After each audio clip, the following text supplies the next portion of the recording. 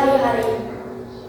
Contohnya akhlak dari Nabi Muhammad SAW. Akhlaknya merupakan akhlakul karimah yang perlu kita contoh. Hal ini sesuai dalam ayat Al-Quran surat Al-Qalam ayat 4 yang berbunyi, A'udzu billahi minasyaitonir rajim. Bismillahirrahmanirrahim. Wa innal qalala khuluqin adim. Sesungguhnya engkau wahai Muhammad memiliki akhlak yang sangat agung. Surat Al-Qalam. Maka kita sebagai umat Nabi Muhammad SAW harus mengidolakan dengan meneladani apa yang diajarkan dan disampaikan Rasulullah SAW. Seperti Rasulullah mengajarkan kita untuk menjadi anak soleh, anak yang selalu berbakti kepada kedua orang tua, terutama ibu.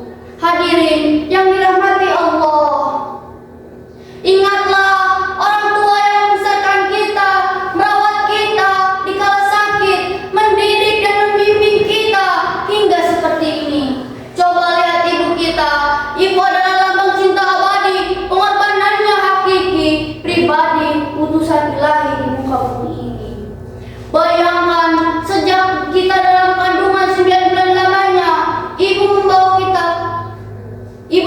kita kemana-mana.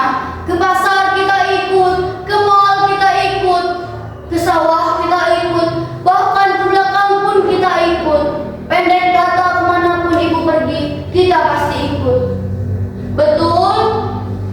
Setelah lahir ke dunia, siang dan malam menyusui, memelihara, mendidik, membimbing dengan penuh kasih sayang yang tiada terkira. Masya Allah, jasa ibu kepada kita. Maka pantaslah jika Rasulullah SAW mengangkat ibu 3 derajat lebih tinggi dari ayah. Sebagaimana dalam hadisnya dikisahkan, seorang sahabat bertanya kepada Nabi Rasulullah SAW, "Wahai Rasul, siapakah manusia yang paling aku hormati?" Rasul menjawab, "Ibumu." "Lalu siapa lagi ya Rasul?" Rasul menjawab, "Ibumu." Lagi-lagi Rasul memberi jawaban yang sama hingga ketiga kalinya. "Lalu siapa lagi ya Rasul?" Baru Rasul menjawab, "Ayahmu." Hadirin rahimakumullah, sungguh sangat luar biasa ibu dan ayah. Karena itu sayangilah mereka, jangan sesekali menyakitinya. Niscaya Allah akan menurunkan siksa dan neraka balasannya. Oleh karena itu, mari kita senantiasa berdoa untuk mereka, sebagaimana doanya yang berbunyi, Bismillahirrahmanirrahim. Allahumma gfirli wa liwalidayya warhamhuma kama rabbayani shaghira.